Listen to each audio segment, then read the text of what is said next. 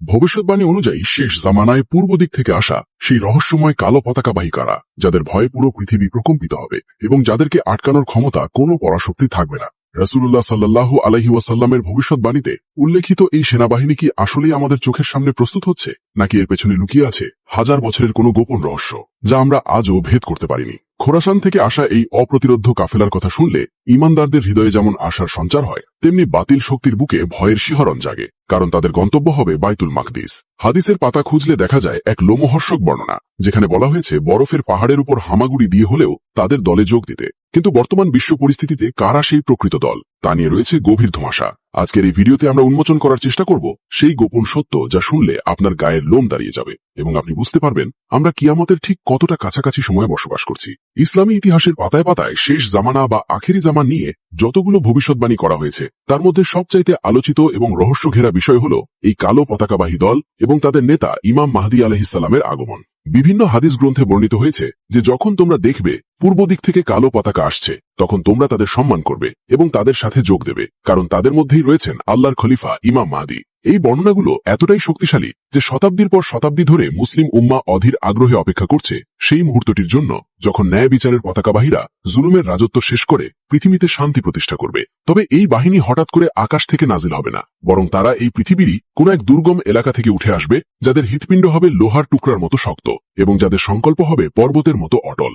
ধারণা করা হয় এই বাহিনী যখন তাদের যাত্রা শুরু করবে তখন পৃথিবীর কোনো আধুনিক অস্ত্র বা প্রযুক্তি তাদেরকে দমিয়ে রাখতে পারবে না। তারা ঝড়ের গতিতে এগিয়ে যাবে তাদের চূড়ান্ত বিজয়ের দিকে। এখন প্রশ্ন হলো, হাদিসে উল্লেখিত সেই রহস্যময় খোরাসান অঞ্চলটি আসলে বর্তমান মানচিত্রের কোথায় অবস্থিত, এবং সেখান থেকেই কি সেই চূড়ান্ত বিপ্লবের সূচনা হতে যাচ্ছে যা পাল্টে দেবে পুরো বিশ্ব ব্যবস্থা? প্রাচীন মানচিত্র এবং ভৌগোলিক বিশ্লেষণ করলে দেখা যায় খোরাসান বলতে বর্তমান আফগানিস্তান, পাকিস্তান, ইরান এবং মধ্য এশিয়ার কিছু অংশকে বোঝানো হয়ে থাকে, যা বর্তমান ভূ রাজনীতিতে অত্যন্ত গুরুত্বপূর্ণ এবং সংঘাতপূর্ণ একটি এলাকা।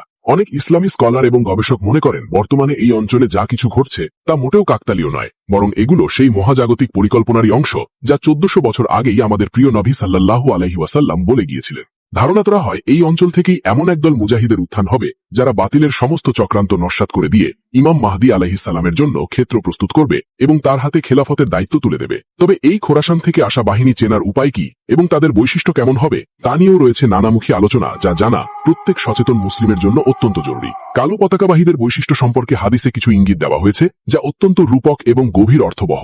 যেমন তাদের চুল হবে লম্বা, তাদের নাম হবে কুনিয়াত বা উপনাম ভিত্তিক এবং তারা হবে অত্যন্ত সাধারণ কিন্তু রণকৌশলে অদ্বিতীয়।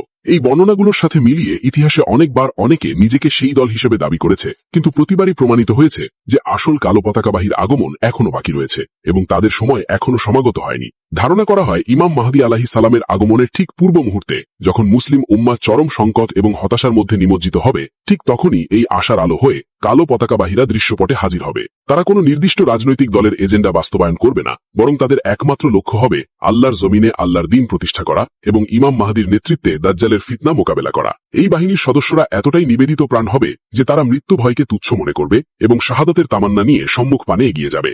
অনেকের মনেই এই প্রশ্ন জাগে যে বর্তমান সময়ে আমরা বিভিন্ন জায়গায় যে কালো পতাকাধারী দলগুলোকে দেখতে পাই তারা কি সেই প্রতিশ্রুত বাহিনী, নাকি এগুলো শুধুই বিভ্রান্তি এবং ধোঁকা যা মানুষকে আসল সত্য থেকে দূরে সরিয়ে রাখার জন্য তৈরি করা হয়েছে?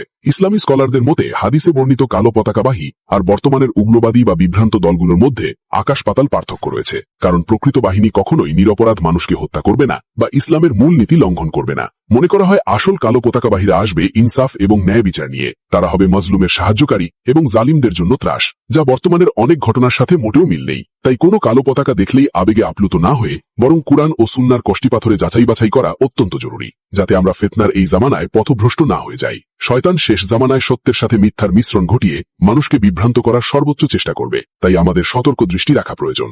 ইমাম মাহদী আলাইহিস সালামের আত্মপ্রকাশের প্রেক্ষাপট এবং কালো পতাকাবাহীদের মিলনের ঘটনাটি হবে ইতিহাসের সবচাইতে নাটকীয় এবং অলৌকিক ঘটনাগুলোর একটি, যা কাবা শরীফের চত্বরে রুকন ও মাকামের মধ্যবর্তী স্থানে সংঘটিত হবে। বর্ণিত আছে যে মদিনা থেকে পালিয়ে ইমাম মাহদী মক্কায় আশ্রয় নেবেন এবং সেখানে মানুষ তাকে চিনে ফেলবে। ঠিক সেই সময় তার সাহায্যার্থে এবং তাকে বাইয়াত দেওয়ার জন্য বিভিন্ন প্রান্ত থেকে ঈমানদাররা ছুটে আসবে। বিশেষ করে পূর্ব দিক থেকে আসা সেই কালো পতাকাবাহী দল বরফের পাহাড় ডিঙিয়ে সমস্ত বাধা অতিক্রম করে তার সাথে মিলিত হবে এবং জেরুজালেমের দিকে অভিযান পরিচালনা করবে। ধারণা করা হয় এই সময় তাদের শক্তি এতটাই প্রবল হবে যে পৃথিবীর বড় বড় পরাশক্তিগুলো তাদের সামনে টিকতে পারবে না এবং একের পর এক শহর তাদের দখলে চলে আসবে। এই মহাকাব্যিক যুদ্ধের প্রস্তুতি হয়তো আমাদের অগোচরেই চলছে, কিন্তু আমরা দুনিয়ার মোহে পড়ে সেই সতর্কবার্তাগুলো অনুধাবন করতে পারছি না। আরেকটি গুরুত্বপূর্ণ বিষয় হল এই কালো পতাকাবাহীদের আগমনের আগে পৃথিবীতে বড় ধরনের যুদ্ধ বা মালহামা সংঘটিত হবে, যার ফলে পৃথিবীর জনসংখ্যা কমে যাবে এবং আধুনিক প্রযুক্তি ধ্বংস হয়ে যাওয়ার প্রবল সম্ভাবনা রয়েছে। অনেক গবেষক ধারণা করেন তৃতীয় বিশ্বযুদ্ধ বা পারমাণবিক যুদ্ধের পরেই হয়তো ঢাল তলোয়ার বা ঘোড়ার যুগের পুনরাবৃত্তি ঘটবে, আর তখনই এই কালো পতাকাবাহীরা তাদের অশ্বারোহী বাহিনী নিয়ে যুদ্ধের ময়দানে অবতীর্ণ হবে। হাদিসের বর্ণনা অনুযায়ী তারা ইলিয়া বা জেরুজালেমে তাদের পতাকা গেড়ে তবেই থামবে, এর আগে কেউ তাদের গতিরোধ করতে পারবে না, যা নির্দেশ করে তাদের মিশন হবে বাইতুল মাকদিস স্বাধীন করা। এই ভবিষ্যৎবাণীগুলো বর্তমান মধ্যপ্রাচ্যের পরিস্থিতির সাথে মিলিয়ে দেখলে যে কেউ শিউরে উঠতে বাধ্য হবে, কারণ পরিস্থিতি ক্রমেই সেই দিকে মোড় নিচ্ছে যা বহু শতাব্দী আগে বলে দেওয়া হয়েছিল। এটি কেবল কোনো গল্প বা উপকথা নয়, বরং এটি এমন এক আসন্ন বাস্তবতা যা আমাদের দরজায় কড়া নাড়ছে। তবে আমাদের মনে রাখতে হবে, ইমাম মাহদী বা কালো পতাকাবাহীর জন্য অপেক্ষা করে হাত গুটিয়ে বসে থাকা ইমানদারের কাজ নয়, বরং আমাদের কাজ হল নিজেকে খাঁটি মুমিন হিসেবে প্রস্তুত করা এবং দ্বীনের উপর অটল থাকা। অনেকেই মনে করেন ইমাম মাহদী এসে সবকিছু ঠিক করে দেবেন, তাই আমাদের কিছু করার নেই। এটি একটি ভুল ধারণা, কারণ আল্লাহ তাআলা সেই জাতিকেই সাহায্য করেন যারা নিজেরা নিজেদের পরিবর্তনের চেষ্টা করে। কালো পতাকাবাহী দলের সদস্য হতে হলে বা তাদের সমর্থন করতে হলে আমাদের ঈমানের স্তরকে সেই পর্যায়ে নিয়ে যেতে হবে যাতে আমরা দাজ্জালের ভেলকিবাজি দেখেও বিভ্রান্ত না হই। ধারণা করা হয় সেই সময় ঈমান রক্ষা করা হাতে জ্বলন্ত কয়লা রাখার চেয়েও কঠিন হবে, তাই এখন থেকেই আমাদের আধ্যাত্মিক এবং মানসিক প্রস্তুতি গ্রহণ করতে হবে। যারা সত্যের পথে থাকবে, আল্লাহ তাআলা তাদের জন্য গায়েবী সাহায্যের ব্যবস্থা করবেন, এটাই হলো মুমিনের বিশ্বাস। পরিশেষে বলা যায়, কালো পতাকাবাহী এবং ইমাম মাহদীর আগমনের বিষয়টি মুসলিম উম্মাহর জন্য একটি চূড়ান্ত বিজয়ের সুসংবাদ, যা আমাদের মনে করিয়ে দেয় যে অন্ধকারের পরে আলো আসবেই এবং সত্যের জয় সুনিশ্চিত। যদিও তাদের সঠিক পরিচয় এবং আগমনের নির্দিষ্ট সময় একমাত্র আল্লাহ রাব্বুল আলামিনই ভালো জানেন, কিন্তু পারিপার্শ্বিক আলামত দেখে মনে করা হয় যে সেই সময় আর খুব বেশি দূরে নয়। আমরা হয়তো সেই সৌভাগ্যবান প্রজন্ম হতে পারি যারা এই মহাজাগতিক ঘটনার সাক্ষী হবে, অথবা আমাদের পরবর্তী প্রজন্ম এর মুখোমুখি হবে।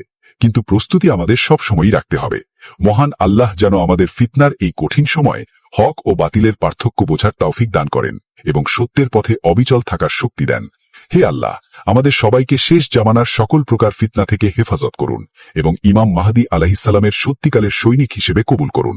আমিন। এরকম আরও রোমাঞ্চকর এবং তথ্যবহুল ভিডিও পেতে আমাদের চ্যানেলটি সাবস্ক্রাইব করে বেল আইকনটি বাজিয়ে